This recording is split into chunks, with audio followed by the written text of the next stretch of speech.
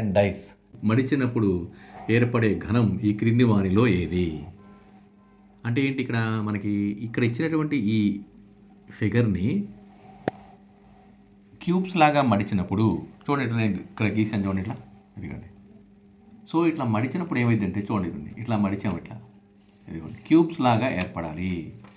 చూడండి క్యూబ్ లాగా ఏర్పడింది అంటే ఏమవుతుంది ఇక్కడ చూడండి, ఎఫ్కి ఆపోజిట్లో ఏమొస్తుంది చూడండి, ఇక్కడ ఇదిగోండి ఎఫ్కి ఆపోజిట్లో బి వస్తుంది, ఎఫ్కి ఆపోజిట్లో బి వస్తుంది.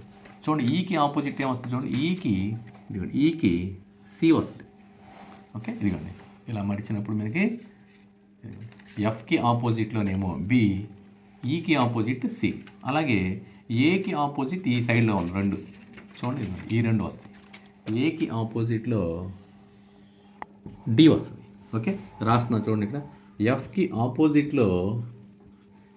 ఆపోజిట్లో బి ఉండాలి, ఈకి ఆపోజిట్లో సి ఉండాలి, ఈకి ఆపోజిట్లో సి ఉండాలి, ఏకి ఆపోజిట్లో డి ఉండాలి. ఇలాంటి పిక్చర్ ఈ క్రింది వారిలో ఎలా ఉంది? ఆప్షన్ ఏ తీసుకుందాం చూడండి. ఆప్షన్ ఏలో ఇక్కడ చూడండి, ఇక్కడ బికి ఆపోజిట్లో ఎఫ్ ఉండాలి, ఎఫ్కి ఆపోజిట్ బి, కానీ ఎఫ్ బి ఇక్కడ ప్రక్కనే ఉన్నవి కాబట్టి ఆప్షన్ ఏ ఎట్టి పరిస్థితిలో కాదు. ఎందుకని ఎఫ్కి ఆపోజిట్లో బి ఉండాలి లేదా బికి ఆపోజిట్లో ఎఫ్ ఉండాలి, కానీ ఎఫ్బిలు రెండు ప్రక్కనే ఉన్నాయి కాబట్టి ఆప్షన్ ఏ కాదు.